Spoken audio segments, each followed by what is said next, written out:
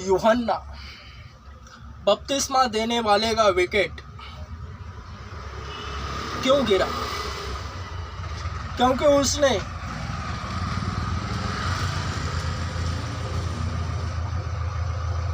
संदेह किया।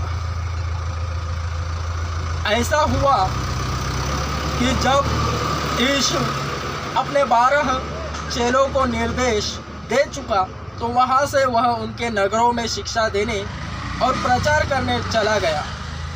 जब बंदी गृह में यूहन्ना ने मसीह के कार्यों की चर्चा सुनी तो अपने चेलों को उसके पास यह पूछने भेजा, क्या आने वाला तू ही है या हम किसी और की प्रतीक्षा करें?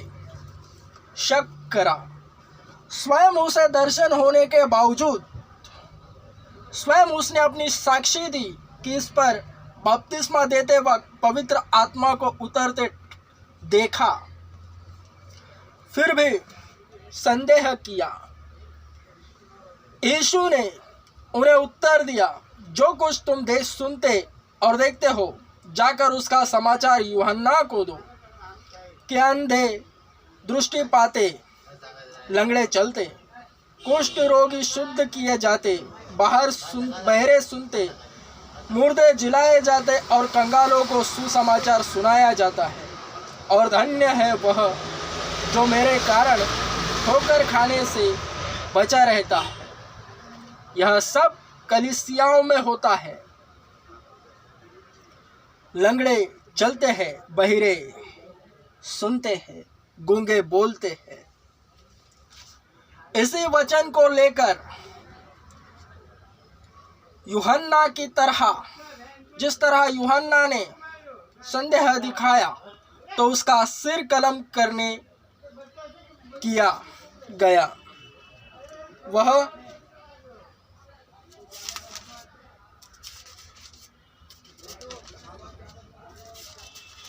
किस तरह से यूहन्ना बपतिस्मा देने वाले की हत्या हुई, वह मरकुस 6:14 से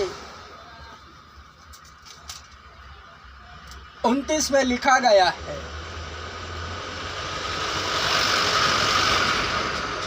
जिस तरह उसने संदेह दिखाया ठीक उसी तरह उसका सिर कलम किया गया। उसका विश्वास भी काउंट हुआ, वरन उसका संदेह भी काउंट हुआ। न चाहते हुए भी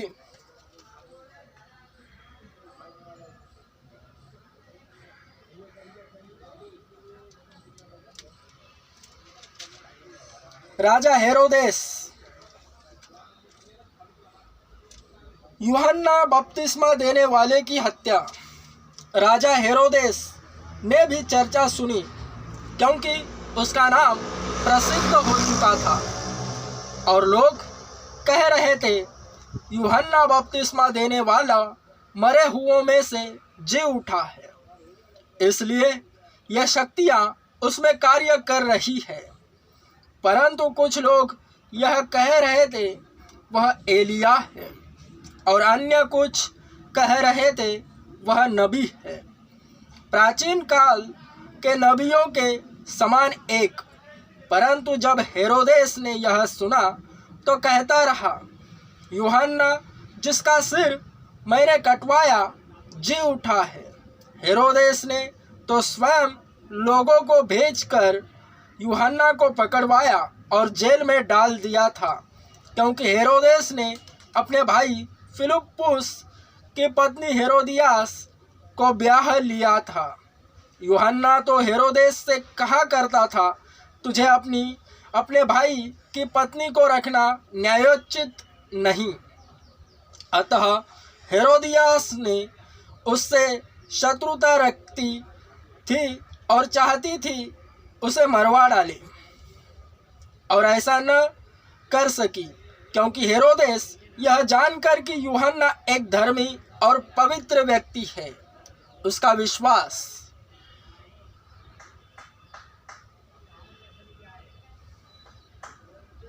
उससे डरता था और उसकी रक्षा करता था, और जब वह उसकी सुनता था तो बहुत ही घबरा जाता था।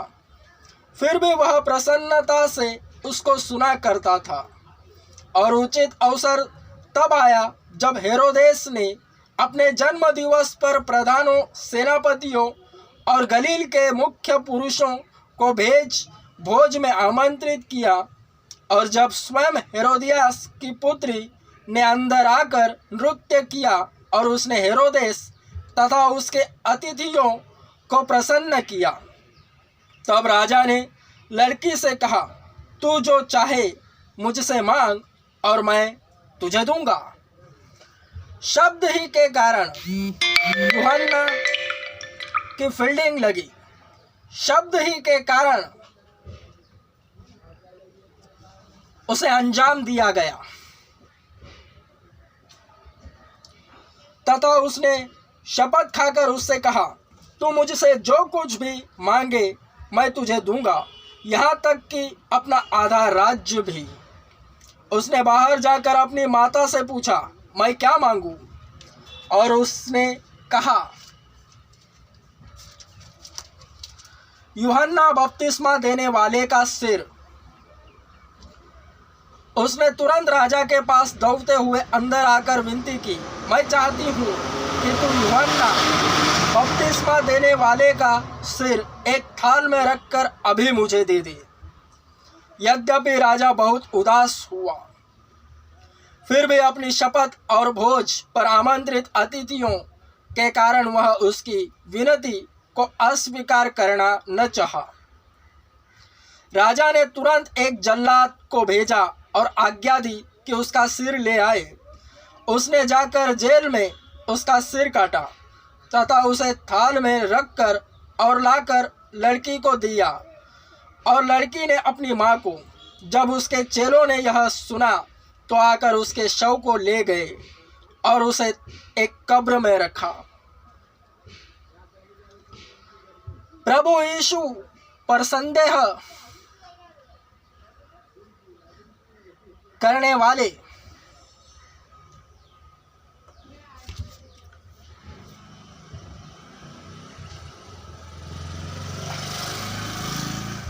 इस युग में हर एक जन एक दूसरे से बपतिस्मा लेता है। मैन ऑफ गॉड, परमेश्वर के जन। तो हर कलीसियाओं में काम होते हैं, बहिरे सुनते हैं, लंगड़े चलते हैं, प्रभु यीशु के नाम से पवित्र आत्मा के कार्य होते हैं।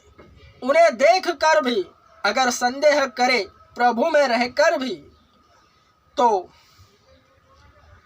इसी की तरह वर्ण इसी प्रकार से अंजाम होता है।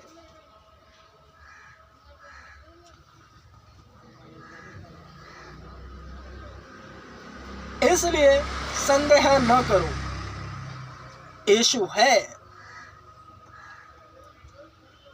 वरण होगा ऐसा ही। जिसने स्वयं प्रभु यीशु को बपतिस्मा दिया उसने संदेह किया, तो यहाँ तो मनुष्य कहाँ पर गिना जाएगा। इसलिए प्रभु यीशु से संपूर्ण मन से, शक्ति से, प्राण से प्रेम करना है और उसी पर मजबूत विश्वास रखना है। अपने पड़ोसी से भी ठीक उसी तरह प्रेम करना है। हर एक मसीही भाई बहन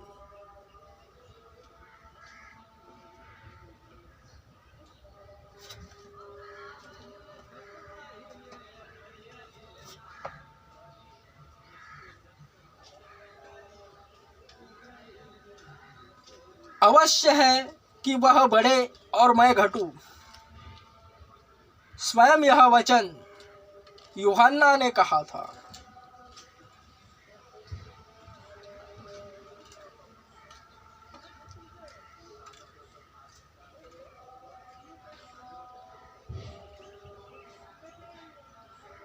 वचन के तहत उसका विश्वास भी काउंट हुआ, वरन उसके संदेह के कारण उसका विकेट भी गिरा गया। अध्यात्म बैलेंस में बनी रही, ऐसा मानो कुछ हुआ ही नहीं। उसके विश्वास के तहत उसका प्रतिफल बाइबल में लिखा गया है। उसका लेख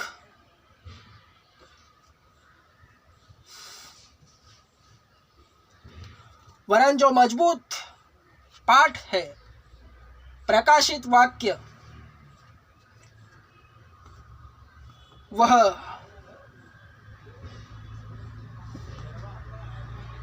उसके विषय कोई कुफ्र नहीं बक सकता, क्योंकि लिखा है,